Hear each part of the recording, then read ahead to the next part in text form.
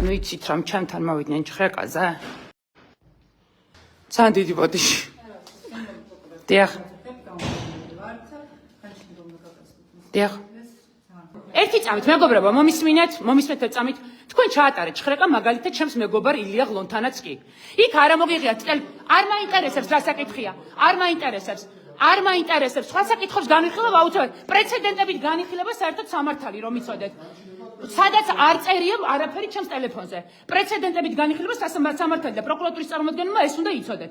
მე თქვენ გეუბნებით რომ ილო ღლონთან მქონდათ ჭხრეკა, ბოლომდე იქ იყო ილო ღლონტი. იურისტი როცა მობრძანდება გადავცემ გამო. მოინიშნეთ იურისტის ნომერი და დაუვიდეთ ჩემ ტელეფონს. მე ვანერვიულებ ბავშვს ახლა? გავხსნათ ეს არის აუცილებელი საგამოძიო მოხანაა განჩინება. საუბრობთ ადამიანურად შემოვიდგინეთ. არა, ადამიანად არ შემოსულხარ, თქვენ მითხარით რომ შემოგუშითო და დედიკვარი ნერვიულო.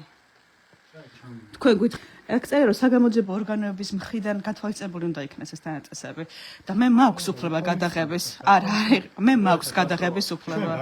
განჩინება და ვიწყებთ საგამოძიებო. მე მაქვს გადაღების უფლება. მობილურ ტელეფონს, ანუ რომელიც გიჭირავს ხელში. მე ჭიდავდე ხალხო.